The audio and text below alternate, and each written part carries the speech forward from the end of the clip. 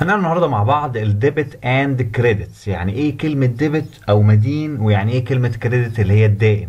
The term debit indicates the left side of account. احنا عرفنا ان هي ديت الديبت عبارة عن الليفت سايد اهو، الديبت عبارة عن الليفت سايد of account.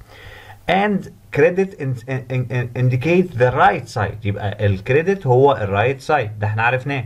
They are commonly abbreviated as debit. بنلخصهم بكلمة DR and CR dot. DR dot debit و CR dot. ما تقوليش يعني الكريدت فيها حرف الار، انما الديبت ما فيش حرف الار. هو الملخص بتاعها كده، التلخيص بتاعها كده. احنا بنقولها ديبت DR dot، دي ديبت.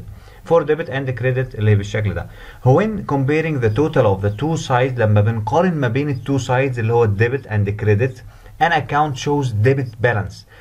هيبقى عنده debit balance لو كان الديبت اكتر من الكريدت. بمعنى الديبت هنا بنجمع ده وبنطرح منه الكريدت سايد، يطلع لنا لو ده طلع اكتر من ده يبقى عندنا بالانس هنا في الديبت. طب لو العكس، لو الكريدت طلع اكتر من الديبت يبقى انا عندي كريدت بالانس.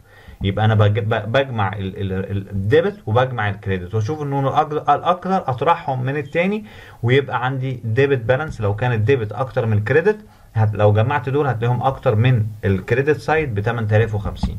فده معناه ان البالانس بيبقى عندي ديبت بالانس if the total of the debit amount exceed the credit.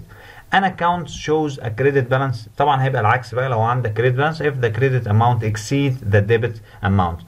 طبعا دي تابيلر سامري ده اللي احنا عرفناه في شابتر رقم 1. هو الكاش بيزيد في ماينس، بيزيد ما في ماينس، بينقص بالماينس وبيزيد بالبوزيتيف.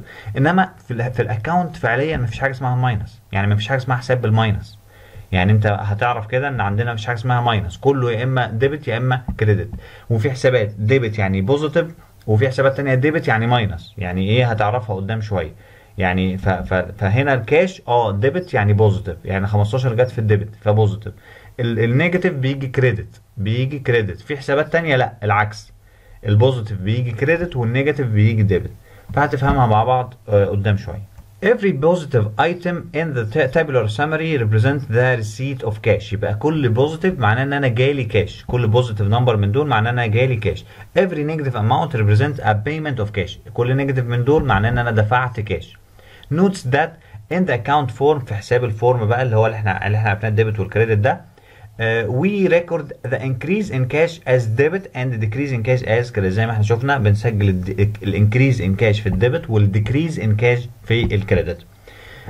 In chapter 1 you learned the effect of transaction on the basic accounting equation. احنا عرفنا في الشابتر الاولاني اي transaction بيأثر ازاي على البيزك accounting equation، على المعادلة المحاسبية.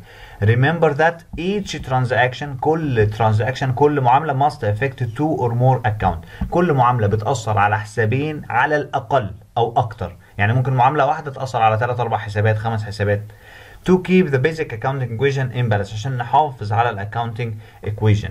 The equality of debit and credit provides the basis for the double entry system. يعني في حاجه اسمها double entry system اللي هو ايه؟